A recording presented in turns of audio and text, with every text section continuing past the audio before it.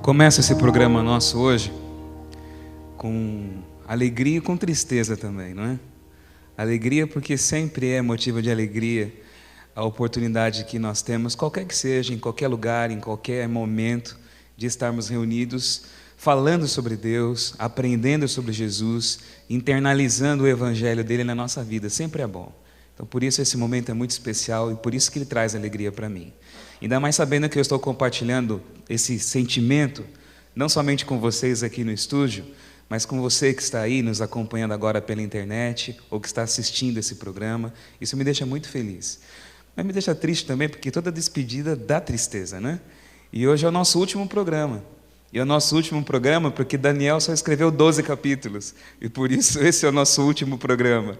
E a nossa série toda foi montada sobre o livro do profeta Daniel. E esse livro do profeta Daniel sempre foi para mim um livro muito especial.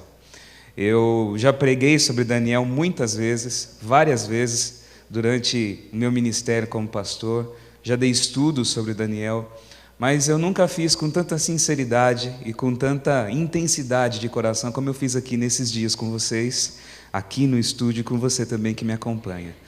E para mim fez muito bem. E eu sei que todos nós somos abençoados pela palavra. E eu orei, e a cada dia eu orava, antes de iniciar aqui, como agora estava orando, antes de entrar, para que a palavra ela não seja infrutífera na sua vida. Ela tem poder. É a palavra que comanda o universo, é ela que sustém, que rege todas as coisas. Mas ela só pode gerar fruto em mim, ela só pode produzir em mim se eu aceito, se eu recebo como palavra de Deus. E eu sempre venho com essa expectativa. Eu sou aquele que joga a semente. Eu estou jogando a semente aqui. Jogo a palavra aí, jogo a semente aqui. E alguma coisa ela vai gerar na tua vida. Ou ela vai gerar frutos, ou ela vai gerar uma alegria momentânea, ou ela vai gerar aquele sentimento, aquela efusividade, né? Nossa, que interessante, que coisa, nossa, fora do comum, ai, que maravilha. Mas depois de um tempo isso passa. Ou ela vai simplesmente se ajuntar a alguma coisa da sua vida, vai fazer parte de um agregado de coisas que você chama de minhas e com que você se identifica. Ou então ela vai revolucionar o seu coração e vai dar um significado diferente para a sua existência. Mas neutro você não pode ser diante da palavra de Deus, muito menos diante da verdade do Senhor. E eu venho aqui hoje mais uma vez como um semeador dessa palavra, agradecendo a Deus pela chance que Ele me deu de poder compartilhar tudo isso com vocês e poder compartilhar a mensagem última desse programa também. Como eu disse para vocês, Daniel é um dos meus livros preferidos da Bíblia, embora eu tenha vários livros da Bíblia que eu gosto muito, mas ele até marca a minha família, porque eu tenho um filho que chama Daniel, e pelo significado do nome, e pelo contexto todo que eu vivi no momento que ele nasceu, eu achei que esse nome seria propício para quando ele nascesse receber. Então ele recebeu o nome de Daniel. E a minha filha, ela faz aniversário no dia 22 de outubro, que é na profecia, como nós estudamos aqui na série, a data limite, em 1844, quando termina os 2.300 anos ali, vocês estão lembrados? 22 de outubro de 1844. Então eu tenho uma família assim, como eu posso dizer, profética, né? Uma família escatológica. Os meus 2 filhos foram marcados por isso, né? É até uma coincidência interessante aqui que eu gosto de compartilhar com as pessoas. Mas hoje nós estamos aqui reunidos para falar sobre um assunto que mexe com muita gente. E é um assunto que, ao mesmo tempo, ele já é muito batido, muito conhecido e polêmico também. Ele é extremamente atual. E cada ano que passa, nós vamos vivendo mais e mais essa atualidade desse tema. O que se fala sobre os últimos dias. Muita gente hoje tem teorias a respeito do fim. E o fim hoje, por mais estranho que seja a gente admitir isso, ele está sendo sentido pela nossa cultura. Aquilo que a gente chama de inconsciente coletivo está repleto desse sentimento, dessa sensação. Hoje a gente considera a possibilidade da humanidade desaparecer. Existe uma série de programas na TV chamada O Mundo Sem Ninguém. E de vez em quando eu assisto essa série. Eles consideram o fato do planeta Terra existir sem a humanidade. E nós somos levados a compreender que o grande mal do planeta somos nós. A Terra vive muito bem sem a gente. E o planeta, depois de 1000 anos sem a presença do ser humano, ele voltaria a ser tudo aquilo de bonito, de perfeito, de maravilhoso que ele poderia ter sido, se nós não tivéssemos existido. Nós somos o grande mal, né? É o que dizem alguns. Outros calculam datas para o fim, outros vivem obcecados com a ideia do fim, outros acreditam que o fim não virá, outros aguardam o fim colocando o fim como se fosse assim uma espécie de uma transição de eras. Não haverá um fim, haverá uma transição de eras. Outros aguardam uma visitação alienígena que vai nos colocar em contato com uma outra cultura e vai revolucionar a nossa tecnologia. Algumas pessoas acreditam, como você vê em vários filmes, inclusive recentemente aí saiu um filme chamado Presságio, né? Que uma tempestade solar pode acabar com a vida na Terra. As pessoas têm diversas ideias, né? Uma das mais populares agora, que tem crescido, e até com data já, eu já comentei aqui durante os nossos programas, é a teoria do 2012, 21 de dezembro de 2012, de acordo com o calendário maia, né? É um calendário que, de acordo com os historiadores, foi preciso em todos os eventos que eles mediram. E esse calendário termina nessa data. E qual seria a razão do término do calendário? A humanidade, carregada por essa sensação do fim, já chegou à conclusão, é porque é o fim. Então, 21 de dezembro de 2012 é o fim. É uma pena que não dá nem para chegar no Natal ainda, né? E como eu falei para vocês, não dá para curtir a Copa do Mundo, as Olimpíadas, nada disso, né? Podiam colocar para depois, né, esses maias, né? Mas, enfim, o que a gente pode entender sobre isso? Eu sei que muita gente, quando fala do fim, tem essa visão catastrófica, apocalíptica, destrutiva. E em momento nenhum a Bíblia mostra essa visão. A Bíblia fala, sim, de transições. A Bíblia fala de dificuldades, a Bíblia fala de provações, a Bíblia fala de momentos tensos que fecham a história desse sistema do mundo em que nós vivemos. E o nosso último programa falou muito sobre isso. Mas a Bíblia sempre termina com uma nota de esperança. A Bíblia sempre termina colocando a nossa mente e o nosso coração numa perspectiva diferente. E é essa perspectiva do fim, que na verdade não é fim, é início, que gostaria de deixar com vocês que vivem hoje, de acordo com o que eu creio, nos últimos dias. Porque eu tenho certeza que nós vivemos nos últimos dias. Hoje os profetas, como eu disse para vocês, não são mais os religiosos. Hoje a televisão, os filmes, os jornais, os ambientalistas, os cientistas, todos eles não conseguem enxergar a vida como nós vivemos durando por muito tempo. Enquanto a gente consumir as energias das fontes que nós consumimos, enquanto o nosso mundo depender de petróleo, enquanto nós vivemos o conforto que nós temos, e é impossível você voltar e regredir a tecnologia da humanidade hoje a um período pré-medieval, enquanto nós vivermos como nós vivemos, o mundo está decretado para o fim. A natureza não suporta mais isso. Hoje existem países como os Estados Unidos que consomem o que seria necessário para poder manter só a necessidade energética daquele país, o equivalente a 3 planetas Terras, para poder durar, para vocês terem uma ideia. Quer dizer que nós estamos, cada dia mais, cavando a nossa cova com as nossas próprias unhas. Então, essa é a realidade do planeta. Mas será que nós estamos vivendo essa contagem regressiva, assim, a esmo, sem uma intervenção divina? É claro que não. E a palavra de Deus nos fala que não é assim. Deus guiou a história até aqui. E o livro de Daniel foi incessantemente concludente e enfático em mostrar como Deus guiou a história, para que você tivesse essa certeza de que o fim não é como dizem. Então hoje nós vamos considerar como serão os últimos dias e qual é a mensagem de Deus para nós que vivemos os últimos dias, de acordo com Daniel capítulo 12. Eu gostaria que você abrisse a sua Bíblia agora, nesse livro, Daniel capítulo 12. Esse capítulo é muito curto, ele não é longo, e eu quero ler os 13 versículos desse capítulo aqui com você. Você também que está nos acompanhando aí, se você tiver uma Bíblia perto, abra sua Bíblia, vamos ler juntos. Daniel capítulo 12, do verso 1 em diante. Daniel capítulo 12, do verso 1 em diante. Lembrando vocês aqui, e você que está acompanhando o nosso programa, que esse capítulo, ele segue uma sequência. Tudo começou no capítulo 10, com aquela manifestação de Miguel, com a disputa, com a luta espiritual, com o jejum, com a oração de Daniel, com a visão do conflito que ele teve, depois com aquela revelação das guerras das nações, e com as dificuldades e tribulações que viriam nos últimos dias, e é nesse clima das dificuldades dos últimos dias que se inicia o capítulo 12, sequência direta aqui do capítulo 11. Diz assim: Nesse tempo, em que tempo? No tempo quando todas as forças humanas estiverem unidas. Lembra que eu falei para vocês ontem sobre o ateísmo, sobre as falsas religiões, sobre essa simbiose, essa união híbrida de poderes aparentemente opostos, mas que vão se unir e manifestar no final dos tempos um sentimento muito mais fundamentalista e contrário àqueles que preferem seguir a verdade de Deus. Quando nós estivermos vivendo essa intolerância, nesse tempo do fim, se levantará Miguel. E Miguel nós sabemos que é a pessoa do nosso Senhor Jesus, o grande príncipe, o defensor dos filhos do teu povo. E haverá tempo de angústia, qual nunca houve, desde que houve nação até aquele tempo. Mas naquele tempo, nesse tempo de angústia, qual é a palavra de Deus? Será salvo o teu povo, e todo aquele que for achado inscrito no livro. E esse livro nós conhecemos bem. Ele aparece nas mãos de Deus lá no capítulo 7 de Daniel, no dia do juízo. Muitos dos que dormem no pó da terra ressuscitarão, uns para a vida eterna, outros para a vergonha e horror eterno.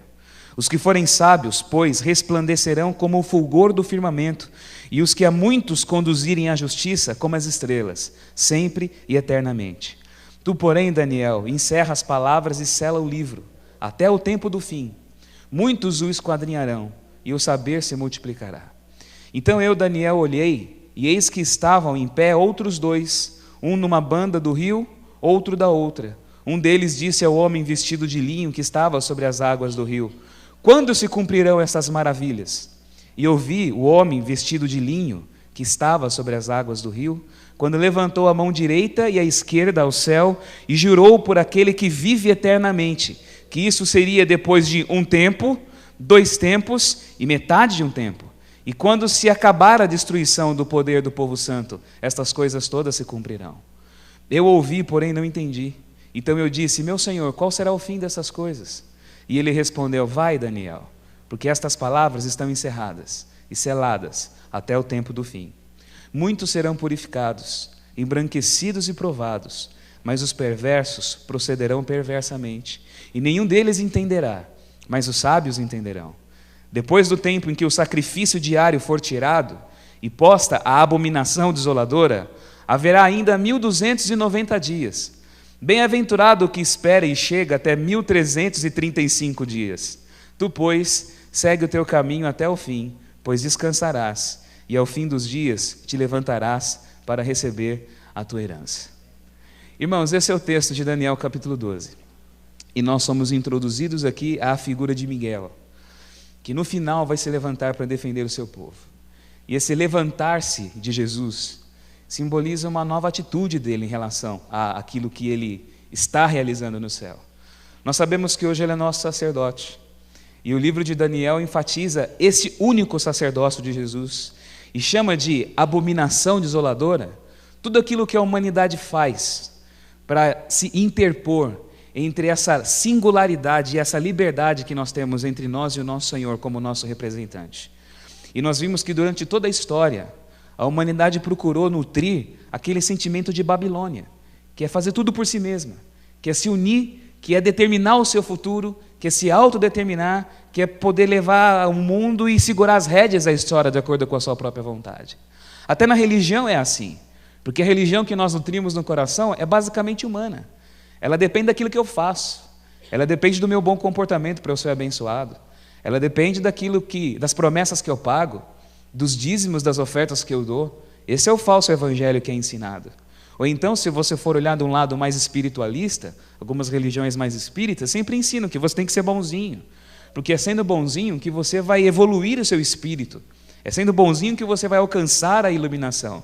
Qualquer que seja o ramo religioso, sempre a humanidade e o homem enfatizado. E isso é chamado na Bíblia de abominação desoladora, porque isso lança fora a centralidade da graça de Deus. E nós vimos na história que nenhum fenômeno eclesiástico ou sociológico conseguiu concretizar isso com tanto poder como o cristianismo da Idade Média, o cristianismo romano. E o livro de Daniel descreve o desenvolvimento disso.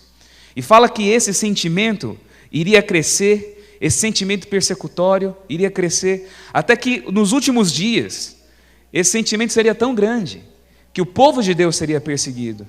que o povo de Deus passaria por tribulações terríveis.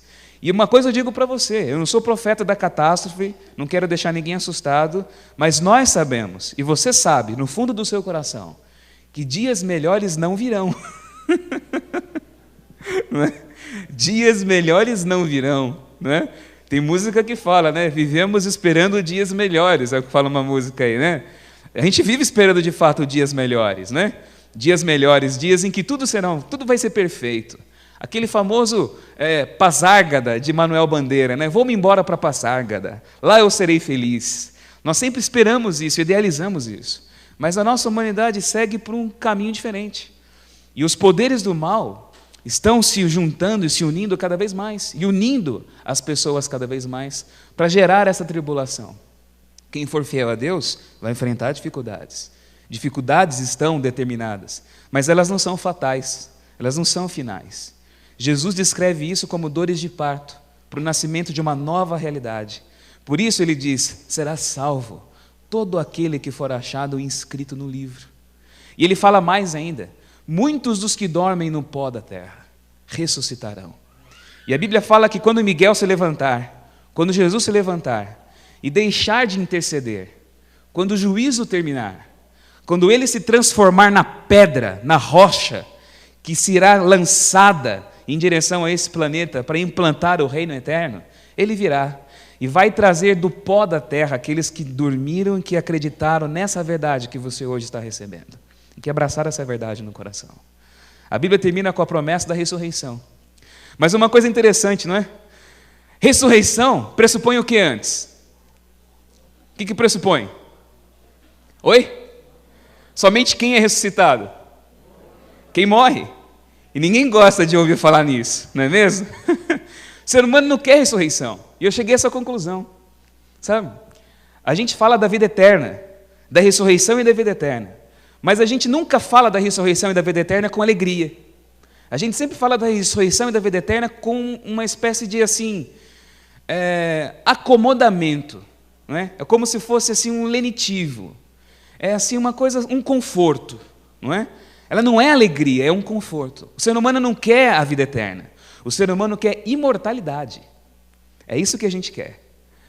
A gente não quer a ideia de que, não, eu vou morrer para que eu possa viver, de fato, a vida eterna. Não, a gente quer imortalidade. A gente quer viver para sempre o agora. A gente quer ficar cristalizado no que a gente tem de vida. E quer continuar vivendo essa miséria que é subvida para sempre. Na verdade, há dentro de cada um de nós um espírito meio que draculesco, né? Vampiresco, não é mesmo? A gente vive a nossa vida sugando energias para poder manter essa nossa existência aqui. É assim que a gente vive. A gente quer imortalidade. E é por isso que a gente sofre. Porque a gente quer a imortalidade do agora. A gente quer experimentar todos os prazeres agora. A gente quer todas as nossas conquistas para o agora. Todas as nossas realizações. Nós queremos encaixar todo o nosso plano de vida para o nosso tempo presente. E essa sede da imortalidade tira de nós o prazer e a certeza da alegria da vida eterna. Porque a vida eterna pressupõe morte e pressupõe ressurreição. E o convite de Jesus e a proposta dele é de vida eterna, é de ressurreição. Ele mesmo disse que foi assim com ele. Ele se comparou a um grão. Se o grão, ao ser lançado na terra, não morrer, ele não dá fruto. Mas quando ele morre, ele dá muito fruto. Se você quiser me seguir, tem que tomar sua cruz, tem que ir morrendo cada dia. O Evangelho pressupõe morte, mas a morte, ela não é um fim em si mesma, porque o resultado final é a vida eterna. E ele diz que muitos que dormem no pó da terra ouvirão a voz do arcanjo, como nós vimos aqui, e ressuscitarão. O livro do Apocalipse fala sobre as ressurreições, eu não vou entrar nesses detalhes aqui hoje. Haverão duas ressurreições, a ressurreição da salvação, a ressurreição da condenação. Há uma ressurreição especial, e Jesus prometeu isso para aqueles que o condenaram e que tomaram parte ativa no processo da condenação dele. E se você tiver dúvidas sobre isso, eu aconselho você a estudar a Bíblia, aconselho você a assistir o programa Na Mira da Verdade, não é mesmo, Tito? Né? Tito está aqui, ele pode fazer a sua pergunta para o professor Leandro Quadros, ele pode te ajudar a entender mais. Mas eu aconselho você a buscar, a compreender mais isso que nós estamos dizendo aqui agora, porque nosso tempo é curto e não há como nos aprofundarmos nesses assuntos. Mas a palavra diz que Deus quer nos dar a vida eterna e quer nos conceder isso. E quem tem a vida eterna dentro de si, quem já foi habitado por esse sentimento da vida eterna, deixa de lado essa sede da imortalidade, de querer viver o imortal aqui agora. E é por isso que alcança a sabedoria. É por isso que esses são chamados de sábios. E eles resplandecerão como as estrelas, como a luz do firmamento. E vão conduzir muitos à justiça, porque eles já foram pacificados pelo Evangelho de Jesus. E aí, o livro de Daniel encerra. E o livro termina da seguinte forma. O anjo diz assim, de acordo com o que nós lemos, né? Depois de falar sobre isso, diz assim: tu, porém, Daniel, encerra as palavras do livro até quando? Até o tempo do fim. Muitos o esquadrinharão. E o saber sobre este livro, aqui, não se refere ao saber tecnológico, embora muitos tenham aplicado assim esse texto. É claro que o saber tecnológico também se evoluiu, mas o saber sobre as profecias desse livro iria se multiplicar. E o fato de nós estarmos aqui reunidos, estudando e compreendendo, e chamando de A Verdade a série que trata do livro de Daniel, já é uma prova de que vivemos em que tempo? No tempo do fim. Nesse versículo que nós lemos aqui, todo o conteúdo do livro de Daniel foi fechado. Quando o anjo disse para ele, encerra essas palavras, tudo o que aparece depois, e as palavras ainda continuam, porque há ainda um conteúdo que é dito depois, mas tudo aquilo que aparece depois já não traz novidade nenhuma. Tudo já foi tratado antes do livro.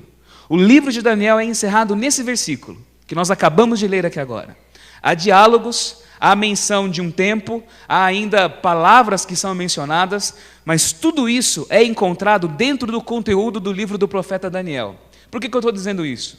Porque há muitas pessoas que ficam intrigadas com esse capítulo 12 e ficam tentando encontrar significados diferentes para esses 1.290 dias, 1.335 dias, e ficam buscando encontrar outros cumprimentos na profecia. O livro já foi encerrado, tudo já foi dito. O que agora acontece é simplesmente um diálogo que vai ser relativo a Daniel e vai preparar o coração daquele que está encerrando o estudo e a leitura do livro como nós aqui. E aqui Daniel nos fala de uma coisa muito interessante. Ele diz que ele vê esse homem vestido de linho, que é o príncipe do capítulo 8, que é o filho do homem do capítulo 7, que é a pedra do capítulo 2, que é o Messias que é sacrificado do capítulo 9, que é o príncipe Miguel do capítulo 10, 11 e 12. Esse homem vestido de linho, glorificado, ele levanta as mãos, porque uma pergunta é feita. Ele vê dois anjos, um de um lado do outro do rio. Ele está às margens do rio, desde o capítulo 10. E ele vê um perguntando para o outro, até quando? Lembra dessa pergunta do capítulo 8? Não é? No capítulo 8 não é feita uma pergunta? Quanto tempo levarão para se cumprir essas maravilhas? Quando isso vai se cumprir? Quando essas profecias vão se cumprir? Quando tudo isso vai acontecer? E essa é a grande pergunta. E qual é a resposta? O texto nos diz aqui que Jesus, ele levanta as mãos e diz, levanta as duas mãos e jura por aquele que vive eternamente, que isso seria depois de um tempo, 2 tempos e metade de um tempo. E nós aqui, no restante do livro, somos apresentados a algumas sequências de tempo, como eu falei para vocês. Esse 1 tempo, 2 tempos e metade de um tempo já são conhecidos de quem estuda Daniel. A única diferença é que ele diz ali no final que até ser posta a abominação desoladora, quando ela for posta, quando for tirado o sacrifício diário e posta a abominação desoladora, haverão 1.290 dias. Bem-aventurado, ou seja, feliz, é aquele que espera e aquele que alcança até 1.335 dias. Aí fala, nossa, mais conta, mais cálculo, mais gráfico, ou livro matemático esse de Daniel. É simples, gente, é simples entender isso.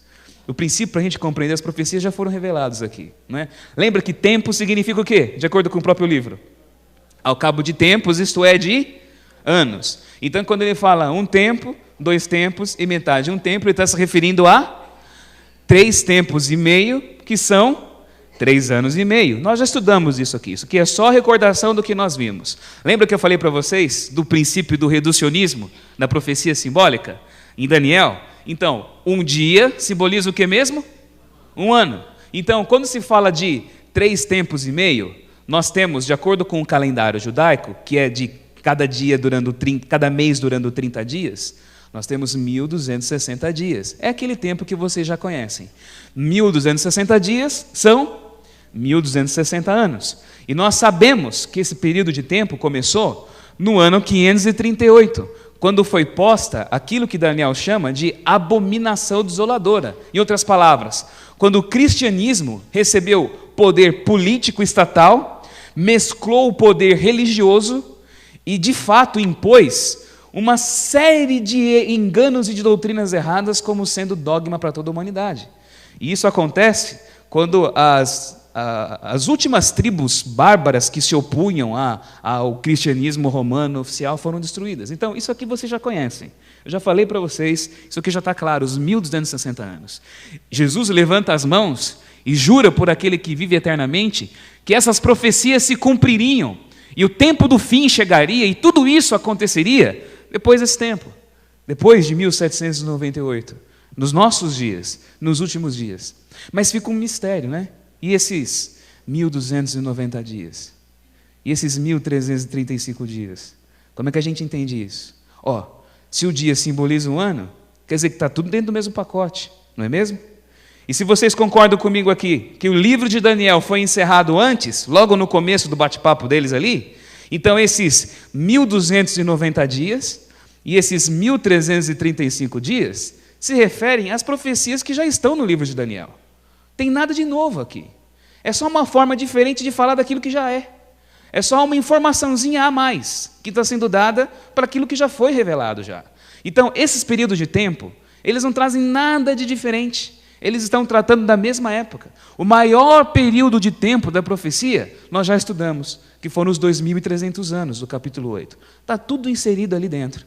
Só que aí o anjo diz o seguinte: quando o sacrifício diário for tirado, e quando fala de sacrifício diário, entenda o seguinte: isso tem a ver com a obra de Jesus, com o sacerdócio dele, com o valor do sacrifício dele. Quando o cristianismo der um passo para remover Jesus da centralidade, quando esse passo for dado, os 1.290 dias vão começar. E sabe quando isso começa? É simples, é só a gente olhar para a história. No ano 508, Clovis, rei dos francos, que se tornou depois a França, ele se levanta como o novo Constantino, um próprio título que ele mesmo recebeu, como defensor e como espada da igreja. E ele começa a eliminar aquelas tribos que não aceitavam a posição ou o senhorio do bispo de Roma. No ano 508, ele já concede poder militar, porque ele se coloca como sendo espada nas mãos da igreja. Então, já foi um embrião para aquilo que depois nós vimos que seria o centro da Idade das Trevas, o espírito da Idade Média. Então, no ano 508 o negócio começa. Então, os 1.290 anos começam no ano 508, quando Clovis, rei dos francos, aí começa a lutar pela igreja. Se você somar 1.290 dias, que são 1.290 anos, que anos você chega? Que ano você chega? Exatamente o ano quando a igreja perde o poder e, ironicamente, o Papa é preso por um francês. Vê como que as coisas são? Não é? O livro do Apocalipse fala, se alguém leva para cativeiro vai. Quem fere com a espada vai ser ferido. E é isso que acontece com a história da igreja. Levou para cativeiro e se usou da espada, foi vítima do próprio veneno. E foi isso que aconteceu. Então, os 1.290 anos se encaixam dessa forma, com o início de Clovis, esse rei dos francos, que começa a lutar pela igreja, e depois, quando a igreja perde o poder. E os 1.335 dias? Se você tomar essa mesma data aí, que é o que o anjo está dizendo, olha, essa data, quando o negócio começar, quando as lutas contra aqueles 3 chifrinhos, lembra do capítulo 7? Quando as lutas contra os povos bárbaros começarem, é a partir daí que começa esse tempo. Se você jogar 1.335 anos, você chega em que ano? 1843, que é um ano antes do ano término das 2.300 tardes e manhãs. Feliz é aquele que chega nesse tempo. Ou seja, feliz é aquele que alcança o tempo do fim e tem a sua mente aberta para essas compreensões, para tudo isso que você aprendeu. Por isso, aos olhos do céu, vocês que vivem depois dessa data, são bem-aventurados, são felizes, porque vocês receberam e estão recebendo um conteúdo da verdade que muitos não receberam e muitos não tiveram acesso. E vocês hoje têm. Por isso que os sábios entendem. Aqueles que procedem perversamente não compreenderão, mas os sábios entenderão. Por isso essa profecia tem muito a ver conosco. E eu quis tratar do livro de Daniel ao falar da verdade, porque ele é um livro para os últimos dias. Esse livro está fechado até os últimos dias, é o que diz. E o livro de Daniel é apresentado para nós, aqui no texto, como sendo fechado. Tu, Daniel, encerra as palavras e fecha as palavras até o tempo do fim. Muitos vão procurar saber. O saber vai se multiplicar. Mas essas palavras são para o tempo do fim. E o livro foi fechado. Só que diante dos nossos olhos, ele foi aberto. E sabe por quê? Porque a própria compreensão do livro de Daniel também já é um evento profético. E há uma reatualização, será que melhor dizendo, será que eu posso dizer assim? Desse final do livro, no livro do Apocalipse. E eu quero terminar falando isso aqui com vocês. Quero convidar vocês a abrirem a Bíblia em Apocalipse capítulo 10. Apocalipse capítulo 10. Não se esqueçam do que nós lemos agora. Deixa o seu dedinho marcando aí, Daniel 12, tá bom? Fica com o dedinho em Daniel 12. Vamos lá em Apocalipse capítulo 10, tá? Apocalipse capítulo 10. As visões agora não são tidas mais por Daniel, obviamente. O livro do Apocalipse foi escrito pelo apóstolo João, muito tempo depois, mais de 500 anos depois, ele tem uma visão. E essa visão que ele tem fala sobre os últimos dias. E ele diz assim: vi outro anjo forte, descendo do céu, envolto em nuvem, com um arco-íris por cima da sua cabeça. O seu rosto era como o sol, e as pernas como coluna de fogo. Ora, quem somente na Bíblia é descrito dessa forma? Vindo em nuvens, com um arco-íris sobre a cabeça, com o rosto brilhando como o sol, com pernas como colunas de fogo. Quem somente é descrito assim? Deus, Jesus. Ele está vendo que Jesus. Ele vê Jesus descendo. Isso aqui não é uma visão do fim. Não é uma visão da descrição da volta de Jesus. Pelo contrário, é uma manifestação de Jesus que ele está recebendo. Ele vem. Tendo na mão o quê? O que ele tinha na mão? Ele vê Jesus descendo dessa forma e ele tinha na mão um livrinho aberto. Tinha um livrinho aberto. Pôs o pé direito sobre o mar e o esquerdo sobre a terra. Bradou em grande voz, como ruge um leão. E quando bradou, desferiram os 7 trovões as suas próprias vozes. Logo que falaram os 7 trovões, eu ia escrever, mas ouvi uma voz do céu dizendo: guarde em segredo as coisas que os 7 trovões falaram e não as escreva. Então o anjo que vi em pé sobre o mar e sobre a terra levantou a mão direita para o céu e jurou por aquele que vive pelos séculos dos séculos, o mesmo que criou o céu, a terra, o mar e tudo o que neles há. Já não haverá o quê? Demora. Mas nos dias da voz do 7º anjo, quando ele estiver para tocar a trombeta, cumprir-se-á então o mistério de Deus, segundo ele anunciou aos seus servos, os profetas. A voz que ouvi vinda do céu estava de novo falando comigo, dizendo: vai, toma o livro que se acha aberto na mão do anjo, aquele que está com o pé sobre o mar e sobre a terra. Fui, pois, ao anjo, dizendo-lhe que me desse o livrinho. Então ele me falou: toma-o, devora-o. Certamente ele será amargo ao teu estômago, mas na tua boca doce como mel. Tomei o livrinho da mão do anjo e devorei, e na minha boca era doce como mel. Quando, porém, comi, o meu estômago ficou amargo. Então me disseram: é necessário ainda que profetize a respeito de muitos povos, nações, línguas e reis. Essa visão, como eu disse para vocês, é uma reatualização da visão de Daniel no capítulo 12. Porque esse é o término do livro de Daniel. E vocês percebem as semelhanças aqui? Daniel vê o mesmo ser, Jesus, em pé sobre as águas. E quando perguntam quando vão se cumprir essas profecias, essas maravilhas, ele levanta as 2 mãos aos céus e jura por aquele que vive eternamente que isso seria depois dos 1260 anos. É o que ele fala. Só que aqui, João, tendo essa perspectiva já do tempo do fim, do nosso tempo, a visão acontece, mas ela tem algumas diferenças. Ele vê Jesus descendo e ele tem na mão agora um livrinho. E o livrinho está fechado? No final do livro de Daniel, falou de um livro fechado, não falou? E qual era o livro fechado lá no final do livro de Daniel? Qual era o livro que Daniel fechou? Era o próprio livro dele.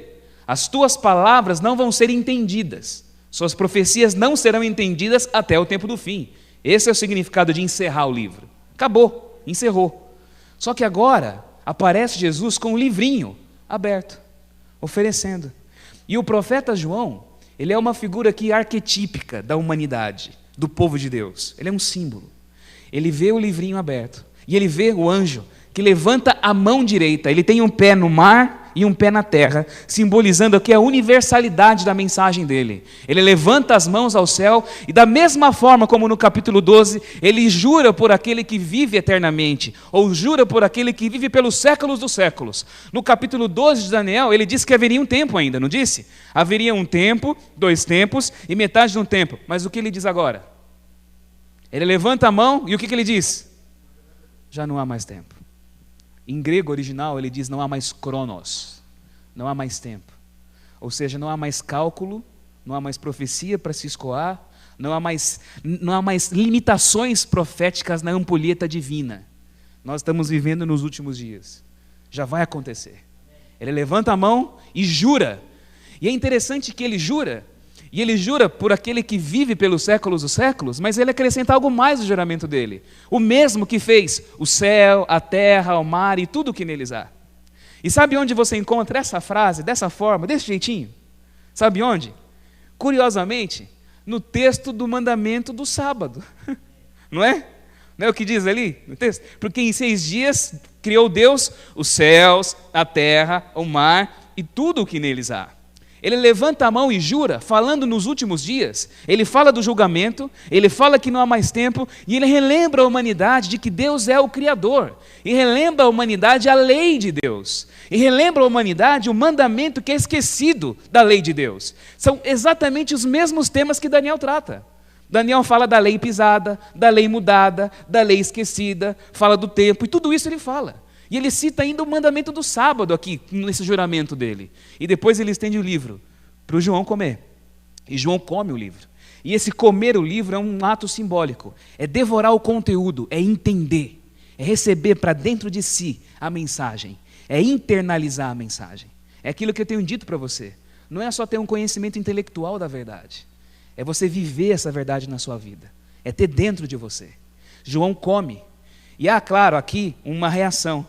Diz que na boca dele é doce como mel, pois ele tem uma azia danada, um mal-estar danado quando ele come aquilo, né? Fica mal. E claro que isso tem um significado profético na história, eu não vou abordar isso agora, mas isso também tem um significado existencial. Porque a verdade, para a gente, ela sempre nos causa essa reação. Falar da verdade é muito bom, ninguém quer ser enganado, não é mesmo? Me fala a verdade, por mais que doa, me fala, não é assim que a gente faz? Não é? Eu quero saber a verdade, não me deixa na ignorância, não é mesmo? Ninguém quer ser enganado, não é?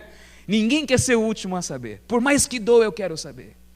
Verdade ao mesmo tempo é doce, mas ao mesmo tempo ela pode ser amarga.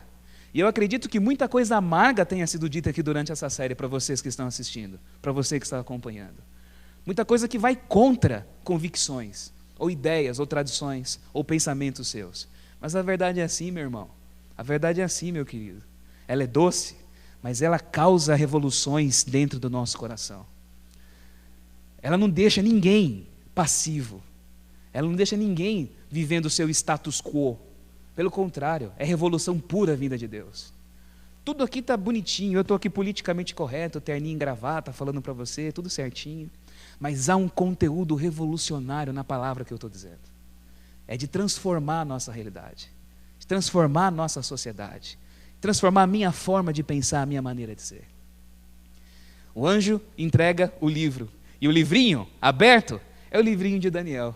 É o livrinho que seria entendido nos últimos dias. Então hoje, esse auditório aqui, ouvindo essa palavra, hoje você alcançando essa palavra via internet, via Novo Tempo, via DVD, isso é cumprimento profético.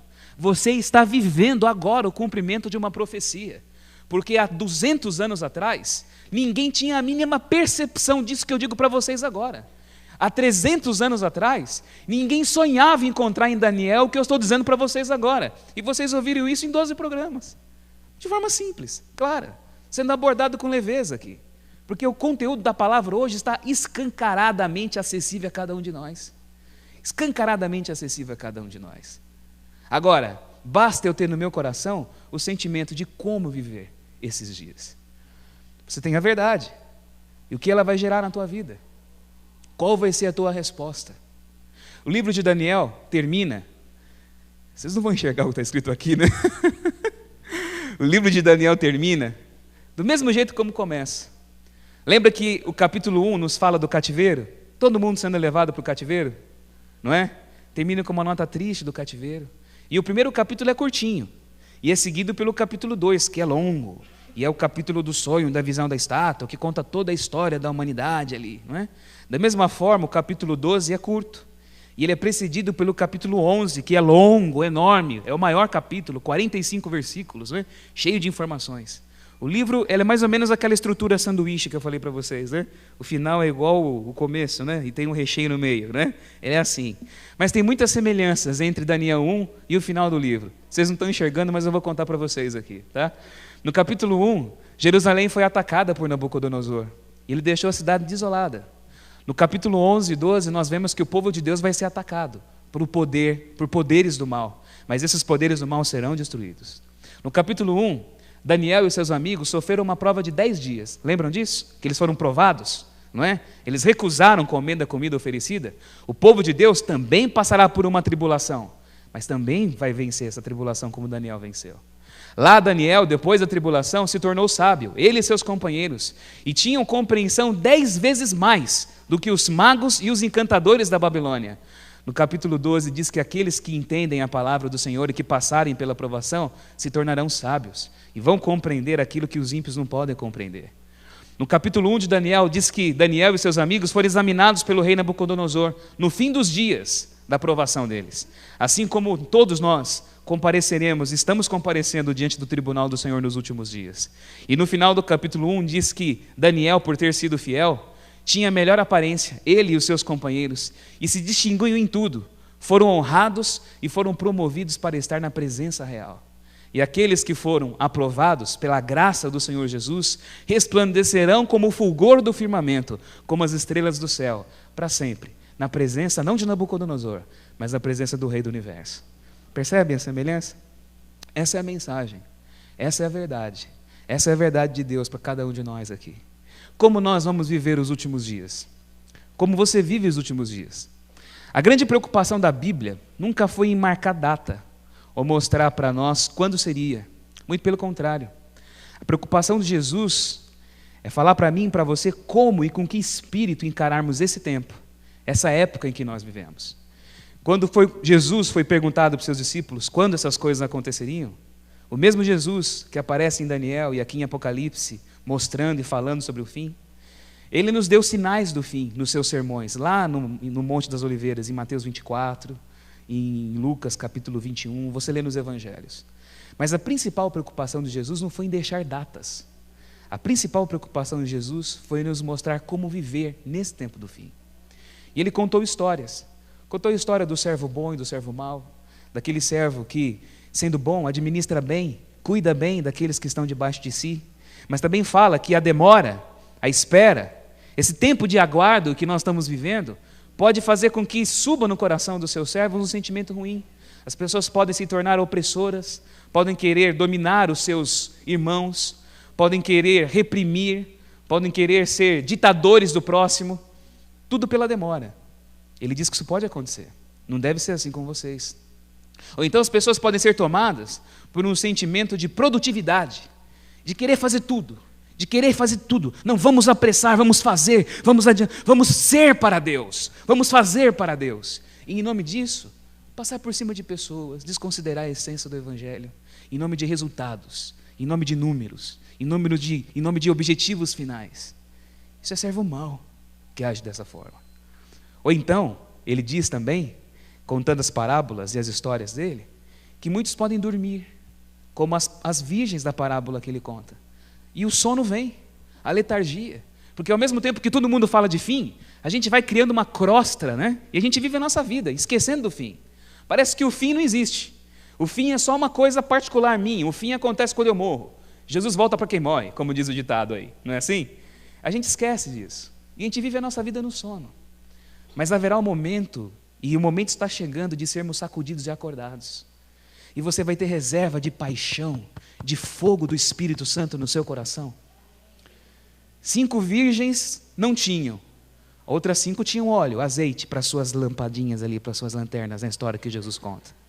Você tem reserva, fogo de paixão do Espírito na tua vida, para acordar você do sono, para entender o tempo que você vive. Ele também conta a parábola dos talentos. de dons que foram dados, e do patrão que vai embora, e deixa, e sempre há demora. E o patrão vai e o povo fica ali cuidando daquilo que é dele. Só que o servo, que não administra, ele projeta a sua maldade do coração no seu senhor. Ele acha que o seu senhor é mau. O seu senhor semeia onde ele não colhe, onde não plantou.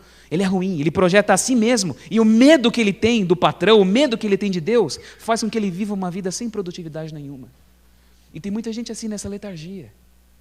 Receberam dons de Deus, todos vocês, possibilidade de fazer acontecer muita coisa, mas vivem a vida na mediocridade do dia a dia. Enquanto isso, o fim chegando. Ou então muitos vão ser pegos de surpresa, como na história e na descrição do juízo final, quando ele coloca a humanidade como aquele que separa as ovelhas dos cabritos, e diz: vinde benditos de meu Pai, porque vocês acolheram, alimentaram, vocês receberam, vocês vestiram, vocês deram pão, deram água, para todos os pequeninos necessitados. Por isso venham receber o reino, que eu preparei para vocês antes da criação do universo. Eles falam: mas quando, Senhor, que nós te vimos necessitado? Aí Jesus ensina que você vê Deus, e você abraça Jesus, e você ama a Deus, quando você abraça Jesus, e quando você tem a sensibilidade de reconhecer Jesus no próximo. E cada um à sua volta.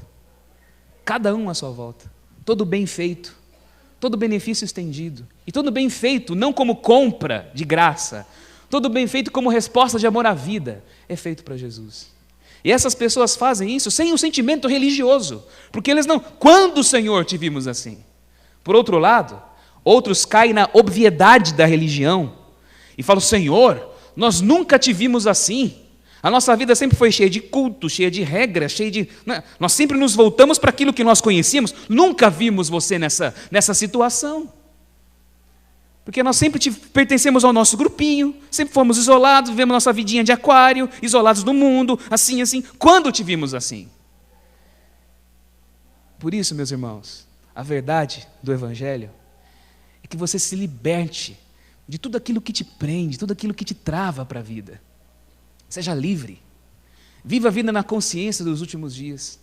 Viva a sua vida como servo fiel, que cuida bem daquilo que Deus colocou nas suas mãos.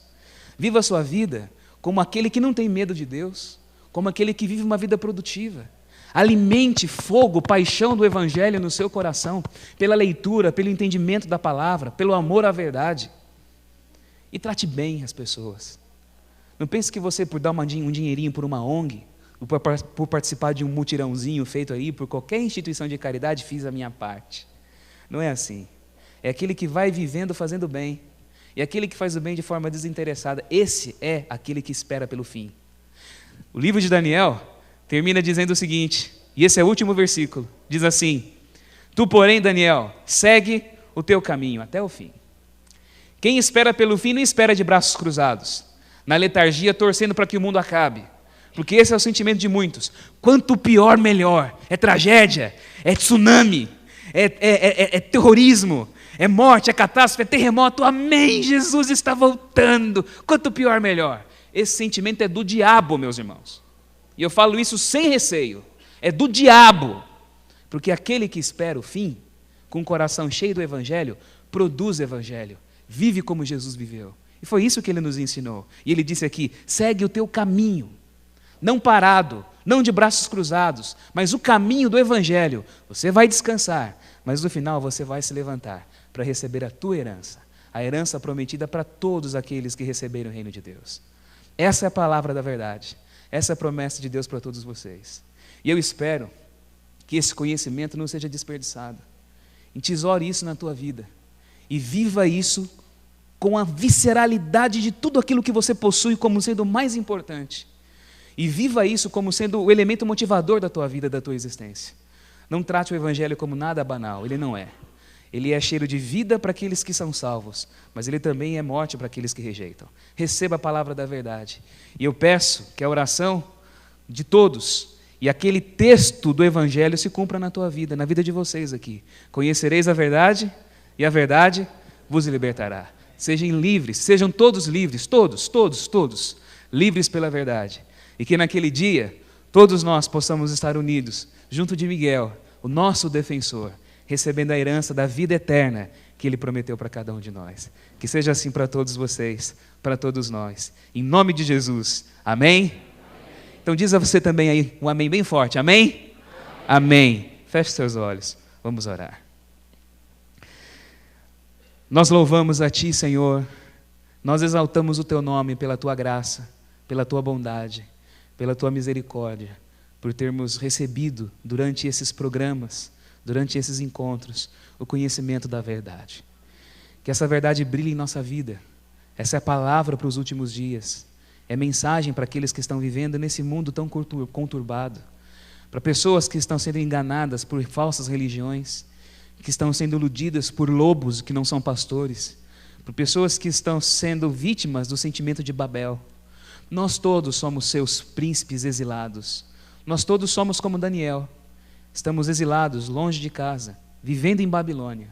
Mas nós queremos atravessar as provações e sabemos que podemos contar com a sua presença no meio do fogo, no meio da cova dos leões, no meio das dificuldades, lutando contra os inimigos invisíveis que nos perturbam, nos libertando e garantindo por fim a nossa herança eterna. Que essa verdade fique em nosso coração e que o Senhor nos abençoe com a salvação final da Tua graça. É o que nós pedimos em Teu nome, Senhor Jesus. Amém. Amém. Amém. Deus abençoe a todos vocês. Deus abençoe a todos. Amém. Amém.